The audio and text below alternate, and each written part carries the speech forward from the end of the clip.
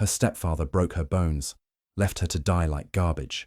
But what happened next will shock you. She didn't just survive, she rose stronger, walked again, and shattered his world forever. This is the story of courage that no one expected. You won't believe how she fought back. Nafisa was just 16, full of dreams and quiet smiles, living with her mother, Zuri, in the small but lively village of Ukuru.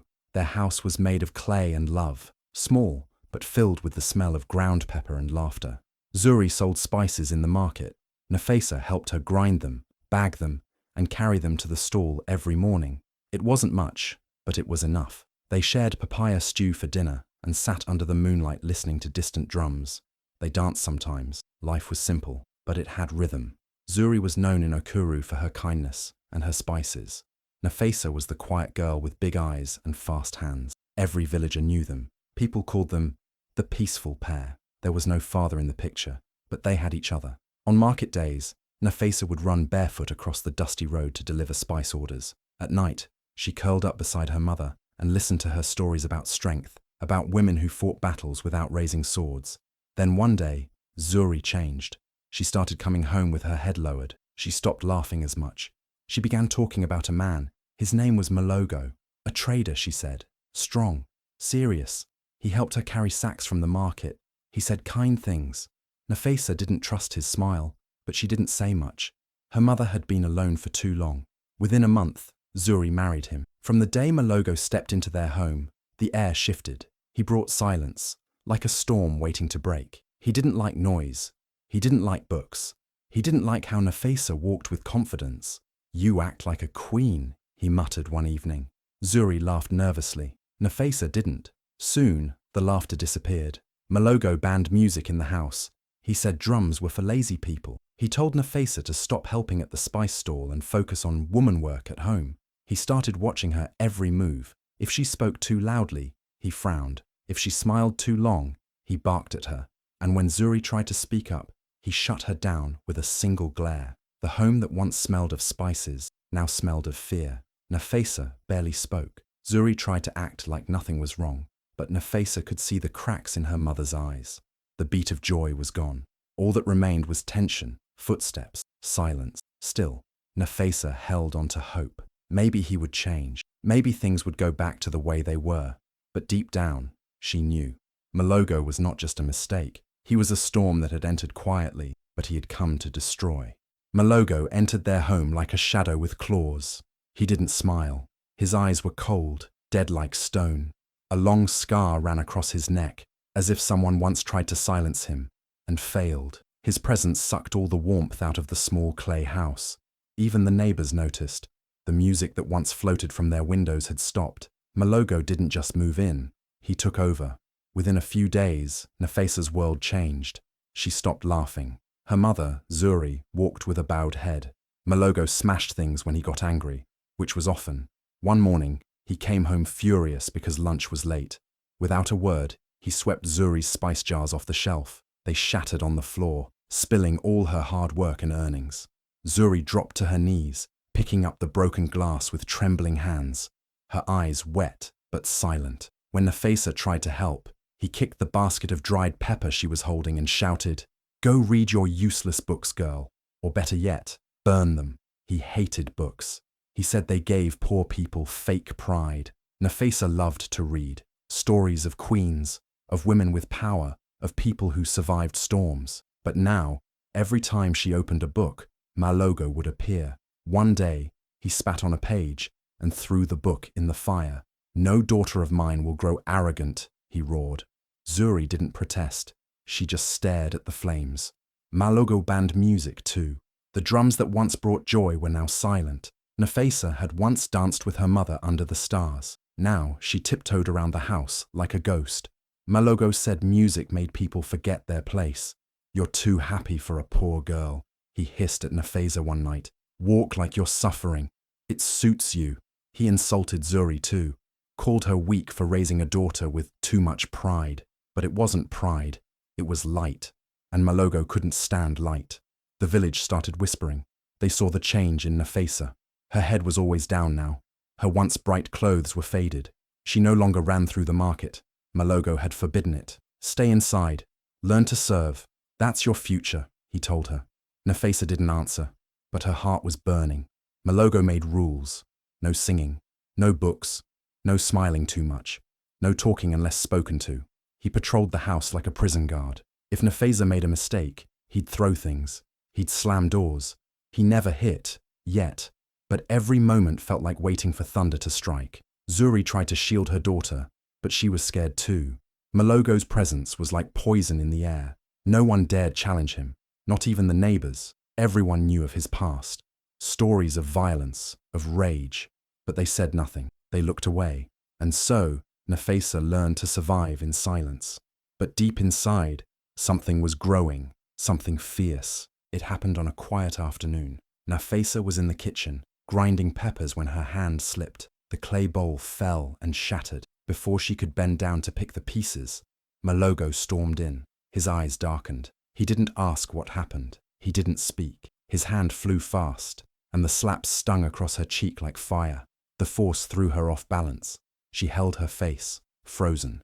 Malogo didn't blink. He just walked away, as if he had done nothing. Later that evening, Nafisa sat in the corner, her face swollen, her spirit shaking. Zuri noticed. Her hands trembled as she reached out, but she didn't ask. She looked down instead, like she didn't want to see. Nafisa tried to stay quiet, but the pain was louder than her fear. She whispered, "Mama, he hit me." Her voice cracked. Zuri's eyes filled with tears. She bit her lip, covering her mouth to stop the sob. For a moment, Nafisa saw the old Zuri, the one who used to fight for her. But then that moment passed. Zuri turned away and said nothing. She wiped her eyes and stared at the floor. Malogo had gotten to her. He had filled her head with lies, told her that Nafisa was growing disrespectful, that she needed discipline, that books and boldness were ruining her. Slowly, he twisted Zuri's love into doubt, her strength into fear.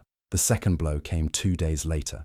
Nafisa was sweeping when she glanced up and accidentally met Malogo's eyes. That was all it took. He saw it as challenge, as disrespect. Before she could look away, he grabbed her by the arm and slapped her again, harder. Her lip bled. He pushed her to the ground and said coldly, "Next time, I won't stop at a slap." Zuri saw it. She rushed over, crying, begging him to stop. But he shoved her aside. "You let her become wild," he said. "Now I'll train her." That night, Nafisa cried quietly under her blanket. Her body ached, but her heart hurt more, not just from the pain, but from her mother's silence. Zuri sat outside on the wooden stool, staring at the dark sky. She was broken too, but she didn't speak. Malogo had taken her voice. Nafisa began to understand something cruel. In this house, truth didn't matter. Pain didn't matter. Only Malogo's word did, and with every day, his control grew stronger. The neighbors noticed her bruises. They asked questions with their eyes, but no one spoke. Fear lived in every corner of that home, and Nafisa knew this was just the beginning. The slaps were warnings. Warnings of worse things coming. It was past midnight when Malogo stumbled into the house, his breath thick with the sour stench of burukutu. His footsteps were heavy, uneven, full of rage. Nafisa was asleep, curled in a corner of the room on her thin mat, when he kicked the door open. His eyes were wild. He didn't call her name. He grabbed her by the arm and yanked her up. She gasped, half awake, confused, terrified. "You think you're better than me?" he slurred. "Too proud for this house, eh?" Nafisa didn't answer. She couldn't. Her voice had been silent for weeks. She had learned that speaking only brought more pain, but silence didn't save her either.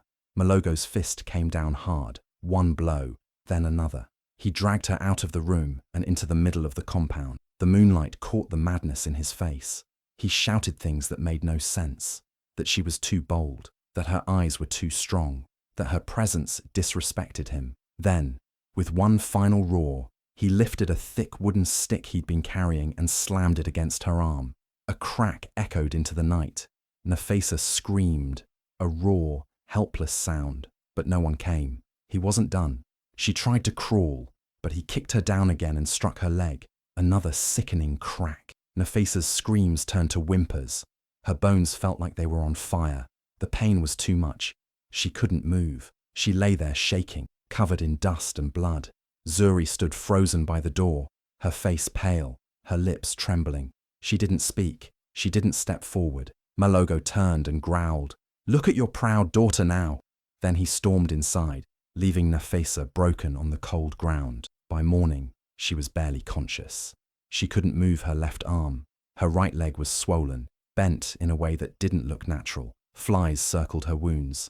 The sun was rising, and still, no one had helped her.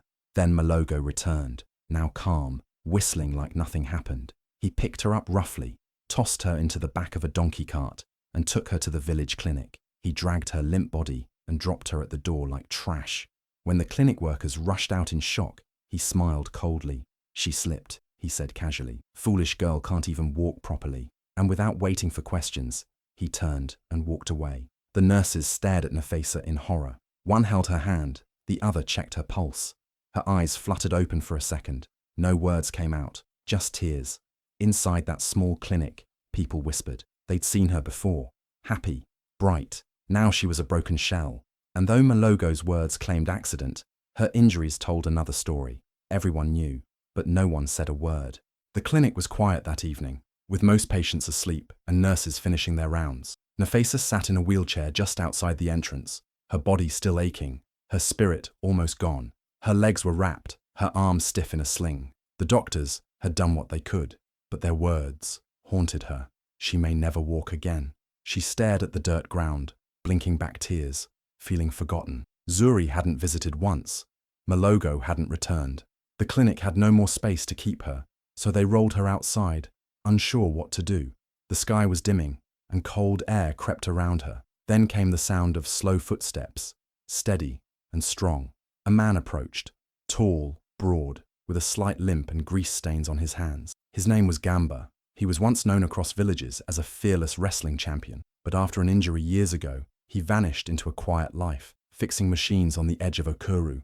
He saw her sitting there, small and broken, tears streaking her cheeks. He didn't ask who hurt her. He didn't ask why no one came. He just knelt beside her, wiped her tears with his rough hand and said, "You don't belong out here." She looked up, confused, afraid. He didn't explain. He gently lifted her into his arms like she weighed nothing and began walking. No one stopped him. No one cared enough to ask where he was taking her. Gamba's home was simple, a mud house with a tin roof, surrounded by old tools, tires and spare engines. But it was peaceful. He laid her on a soft mattress, covered her with a blanket, and brought her warm yam porridge.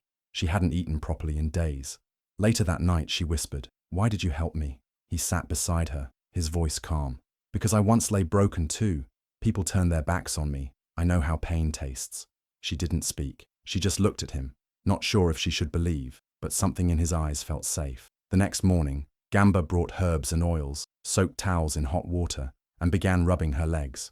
It hurt, but she didn't stop him. "Muscles remember," he said, "even when bones forget." Every day, he helped her stretch, try. Some days she cried from the pain. Some days she wanted to give up. But Gamba never let her. "You will rise again," he told her, over and over, like a song she'd forgotten. And for the first time since Malogo entered her life, Nafisa began to believe she wasn't broken forever. Gamba built her strength, not just with his hands, but with his words, his silence, his belief. He didn't treat her like a victim. He treated her like a fighter. In that quiet compound at the edge of the village, something inside Nafisa started to heal. Not just her body, but the fire in her soul. She wasn't done. Not yet. For weeks, Nafisa sat in a worn-out wheelchair at the bustling Okuru market, selling roasted maize. The wooden cart she used was cracked and wobbly, but it was all she had. Every morning, she pushed herself there with slow, painful movements, her broken leg still healing. Her left arm hung stiff at her side, but she managed to work with one hand. People passed by without a second glance. Some whispered behind her back, pity in their eyes. Others ignored her completely, seeing only a crippled girl struggling to survive. But Nafisa wasn't just sitting there to beg for sympathy. Every day, as she roasted the maize and handed out small bags to customers, her mind worked hard, sharper than ever before. She listened carefully to village gossip, watched the way people moved, and caught pieces of conversations like a hawk catching prey. She remembered everything Malogo had said and done, the way he sneered at her mother, the lies he told to neighbors, the strange visits from shady men late at night. She began to understand more about him than anyone else did. His charm was a mask hiding dangerous secrets. At night, When the market was quiet and the stars shone above, Nafisa opened a small, worn notebook Gamba had given her. It was her secret treasure chest now. Inside, she wrote down everything she could learn about Malogo, his illegal gambling debts, the forged papers he used to claim farming grants from the government, even his plan to sell village land to outsiders without anyone knowing. She was building a puzzle, piece by piece, and each piece was a weapon. Her body was healing, but her spirit was sharpening. Nafisa had learned from Gamba that pain and weakness could be weapons too, if used with wisdom. She had learned a little about the law from an old village elder who sometimes came to the market. He told her what rights she had, how to report crimes, and what proof she needed to fight back. It wasn't easy. Each step required patience and courage. Sometimes she wanted to give up, especially when the pain flared in her leg and arm. But the thought of Malogo's cruelty pushed her forward. She remembered how he broke her bones, left her to die, and lied to everyone. She would not be a victim forever. Behind the smoky stalls and dusty paths of the market, Nafisa was planning her return, not with violence or anger, but with truth and justice. She would use Malogo's own lies against him. She would show the village who he really was, the man who hurt a girl for no reason, who cheated the community, who destroyed his own family. The villagers would see, the law would see, and Malogo would have no place left to hide. Every day, as she sold roasted maize, Nafisa grew stronger, not just in body, but in mind and heart. She was not just healing. She was preparing to rise and take back everything that was stolen from her. Malogo thought she was broken and forgotten, but Nafisa was quietly becoming the strongest force Okuru had ever seen. One hot market morning, Nafisa was sitting by her maize stall, when suddenly, a young boy tried to snatch the small pile of money she had made. The movement startled her, but something inside her snapped. Without thinking, she pushed herself hard, planted her hands on the dusty ground, and slowly tried to stand up. Her legs shook violently, and her arms trembled, but she refused to fall back. The crowd nearby froze, eyes wide in disbelief. They had seen her in that broken wheelchair for weeks, and none expected her to rise again. Nafisa took one shaky step forward, gripping a nearby wooden post for support. The pain shot through her broken leg and arm, but she bit her lip and focused. Another step followed, then another. The air seemed to hold its breath as she moved forward, slow but steady. Her heart pounded and tears blurred her vision, but she felt alive, stronger than she had ever been. "Didn't you say I'd never walk?" she whispered, barely audible, letting the wind carry her words away. Whispers spread through the crowd. People who had pitied her now stared in awe. Some wiped their eyes, others nodded, recognizing the power in her fight. Nafisa kept going, refusing to look back. By noon, she no longer needed the wooden post for support. Her steps grew surer, even confident. Every movement was a victory over the pain and over Malogo's cruelty. She had learned to stand on her own, not just in body, but in spirit. News spread quickly through the village. Word reached the ears of the chief, a stern but fair man, who had long ignored the suffering behind closed doors. Nafisa wasn't just a broken girl anymore. She was a symbol of strength. As the sun began to set, Nafisa pushed herself to take one last step beyond the market's dusty paths. She walked, steady and proud, toward the village chief's house. The journey was slow and painful, but she was determined. Each footfall was a silent shout against the lies and abuse she had suffered. When she arrived, the chief looked at her with surprise and respect. Here was a young woman, once thought weak and broken, now standing tall and defiant. Nafisa didn't ask for pity or favors. She came with purpose. She was ready to speak, to tell her story, to seek justice. That evening, as the orange sun dipped below the horizon, Nafisa stood at the chief's doorstep, on her own 2 feet, ready to change everything. Her journey from brokenness to strength had just begun, and no one in Okuru would forget the day she rose again. The day of the Festival of Masks arrived, bringing the entire village of Okuru to the central square. People wore colorful masks and bright clothes, celebrating their culture and traditions. Laughter and music filled the air, but Nafisa's heart beat faster with a different purpose. This was her moment, the time to bring Malogo's darkness into the light. Nafisa wheeled herself to the center of the crowd, her bent arm still wrapped tightly in bandages. She held a thick bundle of papers, documents she had collected secretly over weeks. There were testimonies from neighbors who had seen Malogo's shady dealings, receipts proving his forged farming grants, and even records of his illegal gambling debts. With each paper she showed, murmurs spread through the crowd. She took a deep breath and began to speak. Her voice was steady and clear, carrying through the square. She told them everything, how Malogo had come into their lives like a storm, destroying the peace they once had. She spoke about the beatings she endured, the broken bones she still felt pain from, and the lies Malogo fed to her mother and the village to keep them silent. She described how he smashed her mother's spices, banned music, and destroyed their happiness. Then, she revealed the evidence of his fraud, how he tricked the village into giving him land and money under false pretenses. She even shared how Malogo's own greed was tearing the village apart, all while pretending to be a good man. At one point, Nefesa lifted her injured arm for all to see. The crowd fell silent. The sight of her bent and bruised arm was a powerful, unspoken truth. No more hiding, no more pretending. The pain in her body was a symbol of the pain Malogo had caused. Malogo, standing at the edge of the crowd, felt the walls closing in. His confident mask slipped as he saw the faces of the people, neighbors, friends, elders, turning against him. Fear replaced arrogance in his eyes.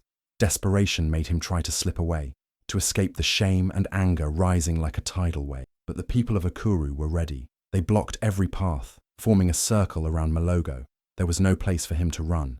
Voices rose, demanding answers, justice, and truth. Nefesa's courage had united the village against the man who had hurt them all. The silence that once held Nefesa captive was shattered. Now, the village spoke as one, and Malogo's lies could no longer hide in the shadows. The festival had turned into a day of reckoning, a day when the truth won, and the abuser was finally exposed. Nefesa stood tall, her arm still healing, but her spirit stronger than ever. The entire village watched as justice began to take its course, and for the first time in a long time, peace started to return to Ukuru. Malogo was brought before the village court, known as Oba's Bench, where justice was spoken with the wisdom of ancestors. The chief, a respected elder named Oba Tando, called the gathering the Trial of the Broken Bones. This wasn't just any court day, it was a day Ukuru would remember forever. The villagers gathered around, whispers filling the air as everyone waited to see if justice would truly be served. For the first time in Ukuru's history, a young girl stood boldly against a man as cruel as Malogo. Nefesa, still bearing the scars and pain of her broken bones, faced him without fear. She spoke clearly, telling the court everything she had endured, the beatings, the lies, the abuse. Her voice echoed through the courtyard, strong and steady, as she showed the evidence she had gathered, forged papers, proof of stolen village land, and witness testimonies. Malogo tried to defend himself, twisting words and blaming others, but his lies were weak against Nefesa's truth and the proof before the court. The villagers watched closely, some shaking their heads in disbelief, others nodding in agreement. Even Zuri, Nefesa's mother, sat quietly, tears streaming down her face as she finally understood the full extent of Malogo's cruelty. The chief, Obatando, listened carefully. He weighed every word, every piece of evidence. After hours of hearing the painful story and the testimonies from the villagers, he made his decision. The court sentenced Malogo to 30 years in prison, a harsh but necessary punishment to protect the village and teach a lesson about justice. But the trial didn't end there. The stolen land and money that Malogo had fraudulently taken from the village were returned. The court declared that everything Malogo had seized by trickery belonged back to the people of Ukuru. The villagers cheered softly, knowing their home was beginning to heal from the wounds Malogo left behind. Zuri collapsed in tears, overwhelmed by the truth she had been blind to for so long. She hugged Nefesa tightly, apologizing for her silence and promising to protect her daughter from then on. Nefesa's courage had not only saved herself, but had also opened her mother's eyes and restored justice to their community. The trial became a story told for generations, how a young girl, broken but unbroken in spirit, stood up and changed the course of her village. Nefesa's fight showed that even in the darkest moments, bravery and truth could shine the brightest. Ukuru had witnessed justice like never before, and from that day forward, no one would dare harm the innocent without facing the consequences. The people of Ukuru celebrated the victory quietly, but with full hearts. They had witnessed a powerful reminder. Strength is not just in the body, but in the courage to stand and speak the truth. Nefesa's story spread beyond the village, inspiring many to believe that even the weakest can become the strongest when they fight for what is right. After the trial, Nafesa's life changed completely. She didn't go back to selling maize in the dusty market. Instead, she opened a place she called the House of Hope, right at the heart of Okuru village. It wasn't just a building, it was a safe space where girls who had suffered abuse could come to heal. There, they learned skills, shared their stories, and found strength together. Nafesa knew too well what it meant to be broken and alone, and she was determined to make sure no one else had to suffer in silence. While running the House of Hope, Nafesa didn't stop growing herself. She studied law, often late into the night, reading old books, and learning everything she could about justice and rights. She wanted to become more than just a survivor. She wanted to be a leader who could fight for the powerless. Slowly, she started making speeches in nearby cities, sharing her story and inspiring others to stand up against cruelty and injustice. People began calling her the girl who walked again. It wasn't just because she had learned to walk after her injuries, but because she rose from the ashes of pain and became a symbol of hope and strength. Her words touched hearts, and her courage gave power to those who had lost their voice. Meanwhile, Malogo faded into the background, forgotten in prison, broken in body and spirit. He was no longer a threat. His name was no longer spoken in the village except as a warning of what happens to those who hurt others. The man who once ruled with fear now sat alone, paying the price for his crimes. The village of Okuru, once silent and scared, learned a vital lesson through Nafesa's journey. They realized that a girl's voice can be loud, powerful, and unstoppable. No longer would anyone ignore the pain of the weak or allow cruelty to go unpunished. Nafesa's rise changed the whole community. She proved that even the smallest voices can shake mountains. In time, the House of Hope grew bigger. More girls came, and Nafesa trained volunteers who shared her passion. Together, they worked to protect the village's future and spread a message of kindness and justice far beyond Okuru. Her story became a legend, told not just in one village, but in many places, inspiring countless others. Nafesa's journey from a broken girl to a fearless warrior for justice reminded everyone that true strength comes from the heart. She turned her pain into power and gave a voice to those who had none. Okuru would never forget her, and the world would never forget the girl who walked again. If Nafesa's story touched your heart, remember this: no matter how deep the pain or how dark the night, there is always hope to rise again. Like Nafesa, every one of us has the strength to stand up against cruelty and fight for justice, not just for ourselves, but for those who cannot speak. Her courage shows us that even when the world tries to break us, we can rebuild, stronger and braver than before.